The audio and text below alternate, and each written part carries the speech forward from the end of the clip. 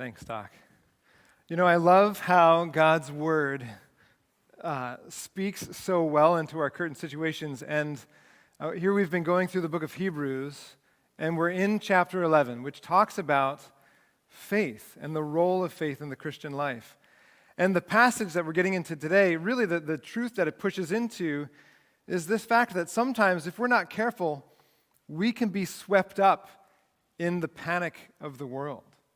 Sometimes, if we're not careful, we can be caught up in the fear of our culture, unless or until we've got our eyes fixed in the right place. There's this great story. It's short, but it's phenomenal. One of my favorite stories in the Old Testament it comes from 2 Kings chapter 6, where Elisha is the prophet at the time, a prophet for God's people. And the king of Syria he's been picking on Israel for a number of months at this point, and he kept sending in these raiding parties and this huge army. He would send them into Israel to raid cities, to plunder cities, and to make off and steal stuff and to make off with a whole bunch of stuff, for free, just at the cost of these battling men. And so Elisha, being a prophet, being able to see one step ahead, knew where the king of Syria was going to send his armies next. And so he kept tipping off the king of Israel and letting him know, hey, they're going to go here next. Hey, they're going to go there next. Hey, they're down in this valley next. The king of Syria got really frustrated and had no idea what was going on. He got really frustrated. So he calls in his advisors and he's like, all right, hey, which of you is outing me? Which of you is turning on us and telling our enemies where we're going to be and when? And the advisor said, no, it's not us. It's this dude, Elisha, who lives in this small town named Dothan. He's the one. He knows what you whisper in your bedroom. He knows it and can tell the king at that time. And so the king of Syria says, all right, go to Dothan, get this guy. And so they go during the night. They completely surround this little village of Dothan. And in the morning, Elisha's servant, this young man that works for Elisha, he wakes up, goes outside, looks around, and sees this huge army amassed. And not just an army, but an army with horses and an army with chariots, which were like the equivalent to tanks. They're basically saying, we're done. There's no way we could possibly stand up against these guys. We're surrounded, and we're surrounded by a huge army. We're totally outnumbered here, totally outarmed here. There's no way we're going to live to see the end of this day. Elisha comes, and he says to his master, he says, alas, master, look, what can be done, right? And Elisha comes to him and says this in 2 Kings chapter 6. He says, do not be afraid, for those who are with us are more than those who are with them. And he wasn't talking about human armies, because in this small little town. He says, then Elisha prayed and said, Lord, please open his eyes that he may see. So the Lord opened the eyes of the young man, and he saw, and behold, the mountains were full of horses and chariots of fire all around Elisha. So isn't that awesome? So wouldn't it be fantastic to be able to see, just to get a glimpse, to be able to see what this young man saw, for the temporary veil of this world to be pulled back in order to reveal what is really real.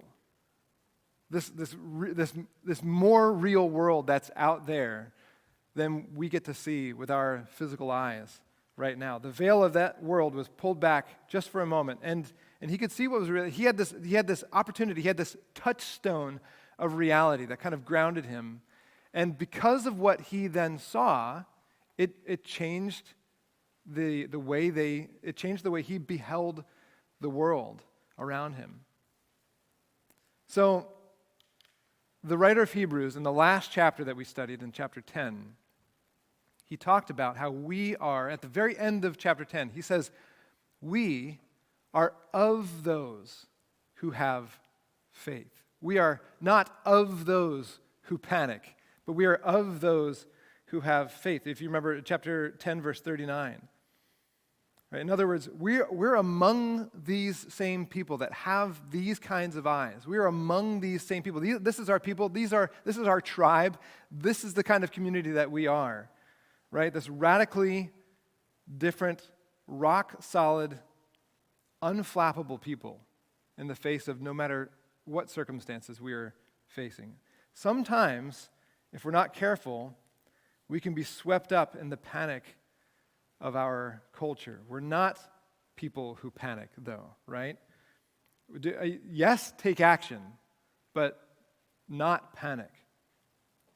1 Timothy 1:7 says, God has not given us a spirit of fear, but of power, of love, and of self-control. So fortunately for us, God's word, God knew exactly where we were going to be in Scripture this week before we did, right? So as we're looking through, go to Hebrews chapter 11. If you're using an ESV, I know you're not grabbing pew Bibles. There's nobody in the pews here, not many in the pews here. I know, I see you. But go to Hebrews chapter 11. If you're using a Bible like mine, it's on page 1007. Hebrews chapter 11, page 1007. And the good news for us is that this little church in Italy was wrestling through some of the same things. They saw cause for fear in human terms. They saw potential death coming toward them. They saw hardship ahead, right? And the writer of Hebrews, he knows it. He knows their hearts. He knows the angst that they're confronting right now. And so he writes to them and says, remember, we're not of the world. We're not of these people. We are of people of faith. And then he gives them all these examples of what these people are that we are of, right? This tribe of people that we are of. And this is what chapter 11 is chiefly made of, is all these examples of those who have lived by faith. So last week we left off with chapter 11, verse 7. This week we're going to pick up with chapter 11, verse 8. So read this with me. We're actually just going to take one verse for now. By faith, Abraham obeyed when he was called to go out to a place that he was to receive as an inheritance. And he went out not knowing where he was going. Right, so just stop there for just a moment. I know it's easy when we're looking back, thousands of years from the future, looking back to a moment like this. We can sometimes tend to sensationalize this, but we need to remember just how really real, how gritty this was and would have been for Abraham and for his wife Sarah and his family that were moved. So think back to Genesis chapter 11. At the end of Genesis chapter 11, we hear this interaction. We see this interaction and see how this was set up. And then in chapter 12, Genesis 12, this promise was made to Abraham. This call was made to Abraham. So just imagine you're him. Imagine you're his wife Sarah at the time and living with him and trusting yourself to him. And out of nowhere, the Lord speaks to Abraham. And of all the people on the planet, he chooses this one man. And he speaks to him. And he says, listen, Abraham, I want you to, you've got this home. Your family just settled in this new town called Haran. Your family just, you built houses. You've got property. Abraham is the oldest son in his family. His father just died, so he just inherited everything. All of that land, all of that property, all of those houses, everything just went to Abraham. And God says, leave it. I want you to get up, I want you to sell it, liquidate it all, and leave it behind. And I want you to go to a place that you've never been. I want to take you to a new land that I'm going to give to you. But just get up and go. Right? And so leave the place where you're culturally comfortable. Leave the place where you're financially comfortable. Leave the place where you have all of these memories, the place where you got married, the place where you watched your brother die in your father's arms. We learned just a few verses before chapter 12 in Genesis. This place with all of your family roots and heritage, leave it. Go to a place that I'm going to show you. I'm not even going to tell you where it is just yet. Just go. Just get up and go. And what does he do? He gets up and he goes. He obeys. And verse 9 says, Hebrews chapter 11, verse 9 says, by faith he went to live in the land of promise, as in a foreign land, living in tents with Isaac and Jacob, heirs with him of the same promise. So again, this goes against like all human wisdom, right? Can you imagine Sarah asking, hey, okay, so this place that we're going, is it going to have fruit? Is it going to have food? Abraham would say, honestly, I don't know. Is it going to have, are we going to be by a stream? Is there going to be any kind of like fresh water for us to, I don't know. Well, what about the people? Are the people going to attack us? Are they going to, like, we're going to encroach on their land? Are they going to get us out? Are they going to attack us? Are they going to kill us? I don't know, right? But Abraham has no idea. It doesn't make any human logical sense to do what they did and to go where they went. But they gave up their houses to live in tents. And it's interesting to me that he points out that they lived in tents. I mean, even think about that symbol. Here's this old man and his family and his older wife and their family around them living in these temporary tents, right? Can you imagine Bob and Marilyn McIntyre they're in the process of selling their home. So imagine Bob saying, hey, yeah, you know what? We decided we're just going to live in tents, right? So we're going to move to Telford in a tent. It's a nice tent, right? I can stand up in this tent. And there's a stream there in Telford, and we'll be okay, right? Like it wouldn't make sense to us to give up the comfortability of a house, to give up the security of a house with walls, to give up just the stability of that, being in one place. But he says they lived intentionally. They lived in tents. They gave up stability, security, community. And there's something of a hint here at the end of verse 9 where it says, he was living in tents with Isaac and Jacob, heirs with him of the same promise. So you start to see some of his reasoning here, that what he did, why he did what he did, was because he knew that God, for some reason, by his grace, by his sovereign choice, the God who created us bound himself intimately to this one family. Abraham knew it. He was convinced of it. And so his decisions came as a result of it. So then when you look to verse 10, you start to see some of this why fleshed out, some of this reason fleshed out a little bit more. So in verse 10 he says, that's the why, he was looking forward to the city that has foundations, whose designer and builder is God. So this is the why. This is one of the keys to the entire passage, this entire section here. It changes. In other words, faith is absolute trust in an absolutely trustworthy God.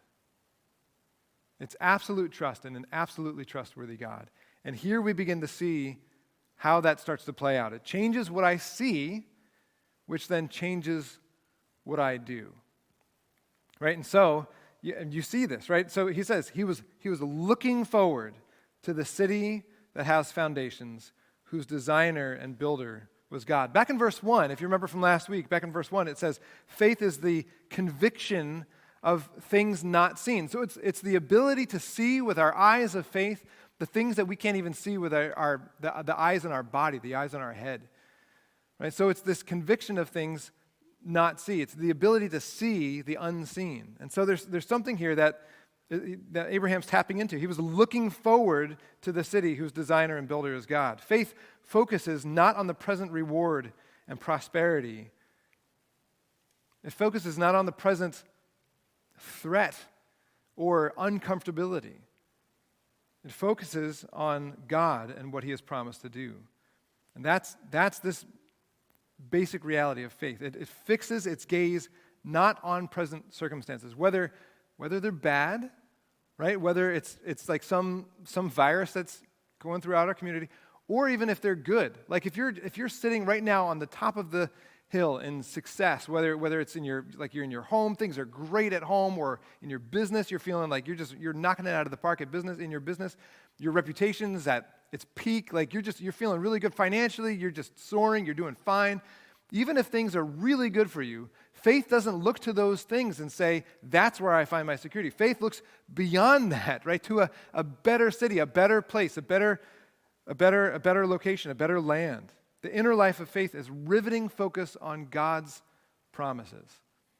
And that's what we see here. So it changes what we see, which then changes what we do. Faith is this absolute trust in an absolute trustworthy God. I think of, when I read this passage, I think of Jesus' words about Abraham when he was talking to the Pharisees. I don't know if you remember this from John chapter 8, where he's talking to the Pharisees, and he says, if you abide in my word, you are truly my disciples, and you will know the truth, and the truth will set you free. And the Pharisees actually got bothered by that. I mean, they heard that, which is that's a beautiful truth, right? But the Pharisees hear that, and they're actually kind of ticked off. They're like, hey, we've never been not free. We've never been enslaved to anybody. They say we're offspring of Abraham and have never been enslaved by anyone. And Jesus says this. He says, if you were Abraham's children, you would be doing the works that Abraham did, which was what? It was trusting in God's promises, right? It was the seeing and looking forward to God's promised future for Israel, which in their case, they had the greatest of that promise standing there right in front of them, and they were completely missing it. And so Jesus says, your father Abraham rejoiced that he would see my day, and he saw it and was glad. So Abraham had these eyes to see the future promises of God and lived as if they were right there in front of him and really real. And Jesus was saying the same thing as the book of Hebrews, the author of Hebrews. Abraham heard God's promises. Hey, someday I'm going to bless the nation through your family line. And for him, Abraham was like, you know what? I see it, and I can't wait for it. And I'm going to live my life around that truth, around that promise. I'm in, right? That's what the writer of Hebrews is kind of highlighting here from Abraham's life. Now let's move on. Look at verse 11 and 12. He goes on then to talk about Abraham's wife, Sarah. He says, by faith, Sarah herself received power to conceive even when she was past the age, since she considered him faithful who had promised. Therefore, from one man, and him as good as dead, were born descendants as many as the stars of heaven, and as many as the innumerable grains of sand by the seashore. So he says, even Sarah. If you were going to go back to the book of Genesis and read the account, you would never think of Sarah as being like this faith-driven woman. But he says, even Sarah. In other words, like he's kind of looking at her life and saying, even if you were to look at her life from the big picture, she followed Abraham. She leaned on his faith even. There must have been some trust in this sovereign God on her part that he would say, even Sarah joins the women in this great hall of faith. So skip now down to, we're going to come back to verses 13 to 16, but skip for a moment down to verse 17 and on. It says, by faith, Abraham, when he was tested, offered up Isaac. And he who had received the promises was in the act of offering up his only son, of whom it was said, through Isaac shall your offspring be named. He considered that God was able even to raise him from the dead, from which, figuratively speaking, he did receive him back. So what's he saying? This is probably the greatest act of faith in all of Scripture until we meet Jesus Christ. This unflinching, obedient response of Abraham when God commanded him to sacrifice his son Isaac. When I read through that passage or read through that story, that account with my own kids, it's one of these things that's hard to wrap your mind around, and it was hard for them when they first heard it to wrap their mind around. Like, why on earth would God demand that Abraham would sacrifice a child? That's disgusting. That's abhorrent. There's nothing in our human heart that would say, like, oh yeah, that's a good thing. Like, yeah, go ahead and do that. Like, and why would Abraham hear God demand this of him and say, okay, I'll do it, right? But what you see is God is up to something way bigger. God never wanted human sacrifice. He never asked for human sacrifice. But what he wanted was this radical faith, this radical trust in a trustworthy God. And he wanted to see, okay, Abraham, if you're going to be the father of all of this, if you're going to be the inception of all of this, the beginning of all of this, I want to build everything on you. I want to make sure you get this. I want to make sure you understand that it's about trusting me. Do you trust me? And so he gives him this command, this radically crazy command, which God never, you later learned, God actually never expected him to follow through with it, right? So he gives them this command, and Abraham, without flinching, obeys. It says the very next morning in the book of Genesis, it says the next morning, Abraham woke up, took his son, a couple of other young men servants to carry the stuff, and he went. And he went to this mountain that God pointed out. When he got there, he told the other guys, hey, you stay here. My boy and I, we're going to go up and we're going to return to you. We're going to go up and worship God and we'll come back. Right, and he walks up there in faith, knowing that God's going to do something because he's going to follow through on his promise. There was this absolute trust in an absolutely trustworthy God. When Abraham obeyed God, God marveled at Abraham's faith.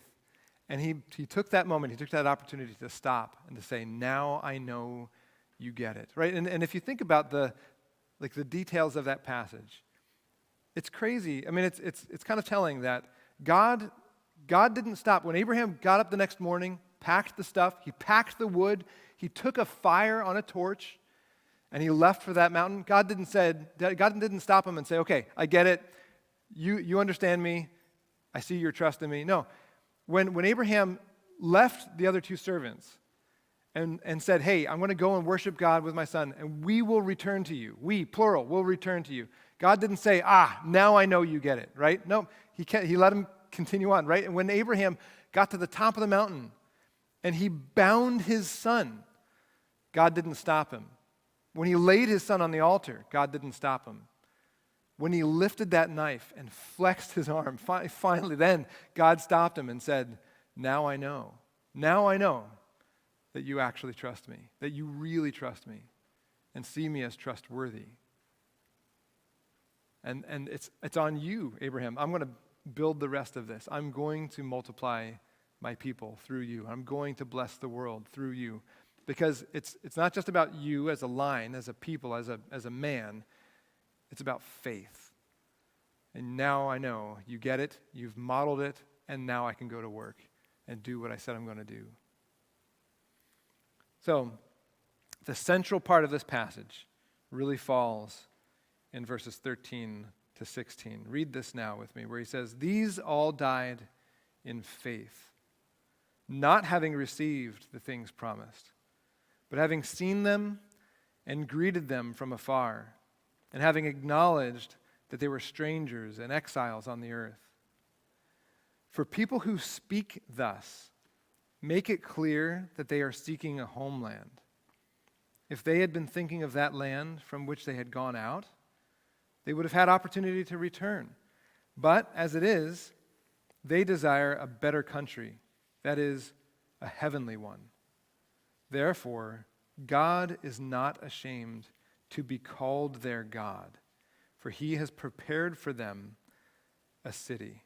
Isn't that marvelous? Like so that, you know, they had a lot of things in common. These people that he's just named, he's talked about, they've had a lot of things in common, but the main thing they had in common was that they had this kind of faith, this absolute trust in an absolutely trustworthy God. And every single one of them acted as if what God promised was right there in front of them and really real. God promised Abraham a nation and a land. What did Abraham end up with? By the time he died, what did Abraham end up with? He promised him a nation. Abraham ended up with one legitimate son. He promised him a land, and by the time he died, Abraham ended up with one little plot of land. I don't know if you remember this, but it was actually just a burial plot. That's the only part of the promised land that Abraham actually owned by the time he died, which was pretty telling, right? And God basically was saying, this is just a seed. It's just the beginning, and the real promise is what's yet ahead. Right? And Abraham could see it. He saw it, and based on what he saw with his eyes of faith, it shaped what he did. It changes what we see. It changes what we do. This absolute trust in an absolutely trustworthy God. So they had this mindset, these people, that this world was not their home, right? It changed, notice the choice of words here. In verse 13, it says, these all died in faith, not having received the things promised, but having seen them, there's our word again, seen them and greeted them from afar, and having acknowledged that they were strangers and exiles on earth. So they acknowledged that they were strangers and exiles. They had this worldview, this mindset, where they knew in their core that this isn't home, right? That what I have in front of me isn't the end. This is just a temporary thing. And so, and it says they were people who speak thus. Like, this was a mindset, this was a worldview, this was a kind of a heart posture toward the world. And so they lived with that understanding. They were strangers and exiles, temporary residents, ones who were just passing through. It makes me think of that old hymn, the old spiritual, I'm just a passing through. It says something like this: the world is not my home, I'm just a passing through. My treasures are laid up somewhere beyond the blue. The angels beckon me from heaven's open door, and I can't feel at home in this world anymore. Right? So it changes what we see, which then changes what we do. Hilltown, let me close us with this challenge and think about it in these terms. There is no greater compliment, or think back on what we've been studying so far in the book of Hebrews. With all that God is, that we've seen, and all that God has done, specifically through the work of Jesus Christ. When we look back throughout the book of Hebrews and our study in the book of Hebrews, and we see one thing, one promise after another that's been fulfilled by God, faithfully fulfilled by God in the face of Jesus Christ and through the work of Jesus Christ. If we were to stop and say, okay, so what's the way to respond to this? What's the way to respond to this faithful God, this trustworthy God who's fulfilled and seen through every single one of these promises? What's the best way? What's the best way to respond? We'll think about it in these terms. What's the best compliment that you can give to a chef? What would be the best compliment? You tell me. You eat their food, you enjoy their food, and you tell them it's delicious, right? Or what's the best compliment you can give to a musician? You listen to their music. Or what's the best compliment you can give to a chair maker? That you would sit in their chair, right? That they made. What's the most appropriate response to a God who says, I promise that I will do this for you? What's the best and most appropriate response after all that we know about who he is and what he has done? The best way to respond, the highest compliment you could possibly give God, is to trust him completely. I love how Martin Luther wrote about this, and he said the very highest worship of God is that we ascribe to him truthfulness, righteousness, and whatever else should be ascribed to the one who is trusted. When this is done, the soul consents to do his will. Then it hallows his name and allows itself to be treated according to God's good pleasure. For clinging to God's promises, it does not doubt that he who is true and just and wise will do, dispose, and provide all things well. So there's no greater act that your heart can do for God or engage in for God, a God who is absolutely trustworthy, than to simply trust him, to be good on his word. On the other hand, there's no greater insult. There's no greater act of rebellion that we could commit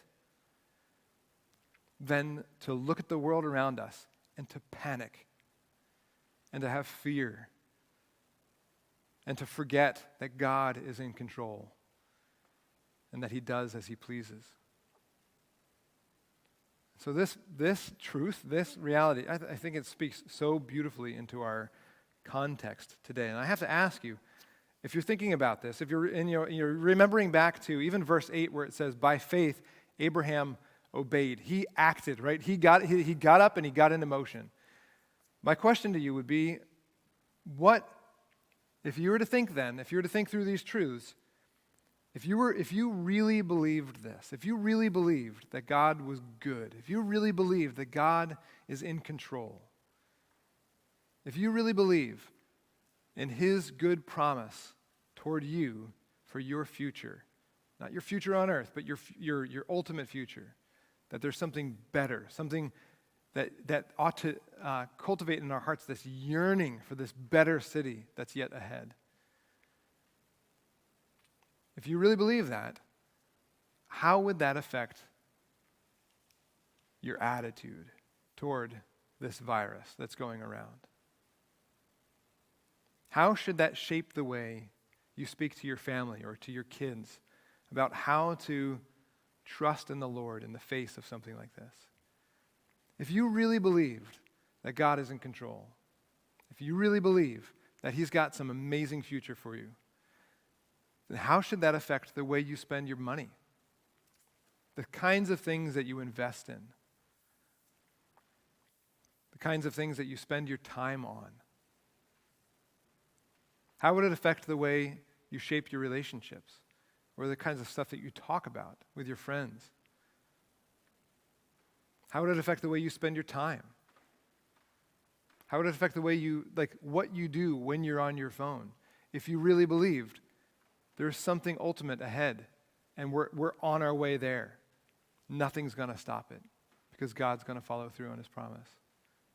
How would that shape the way you live life on a daily basis?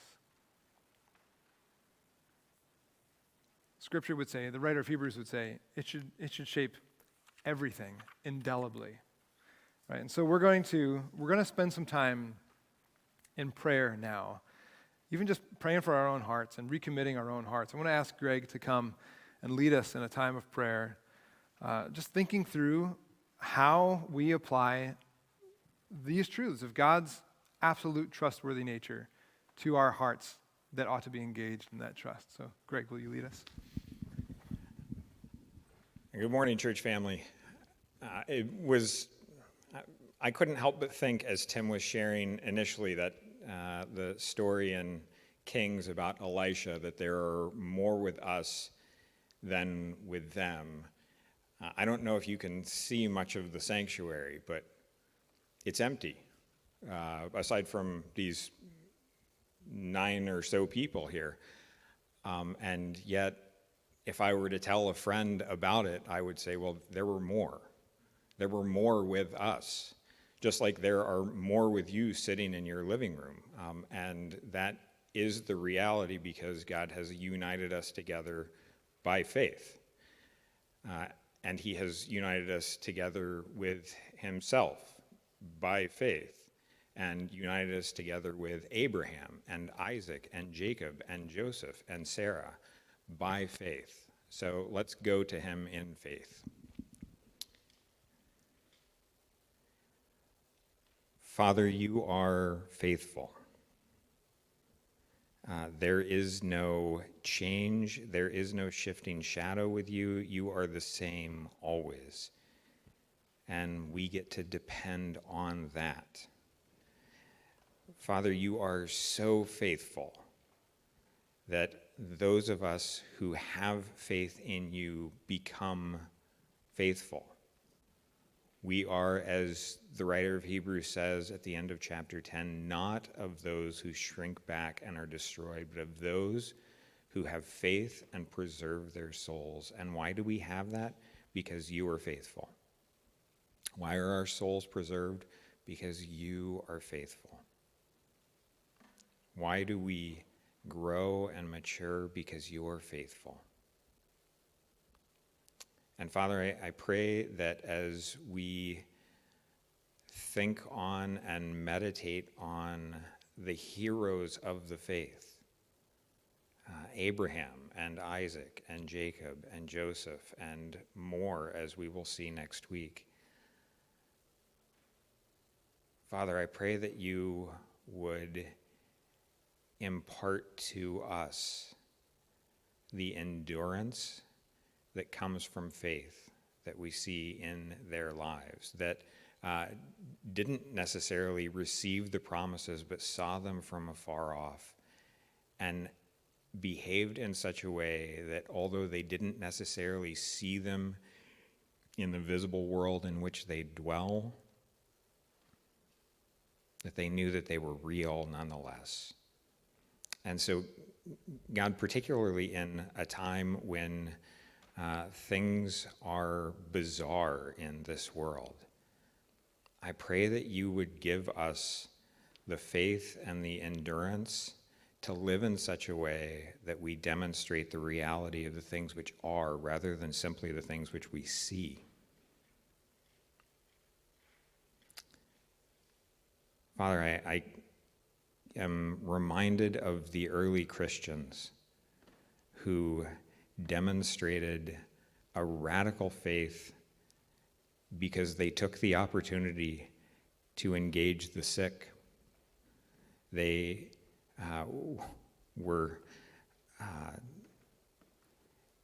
they did not consider their own lives to be something that couldn't be redeemed in the next life, and so they were willing to expose themselves to all sorts of things.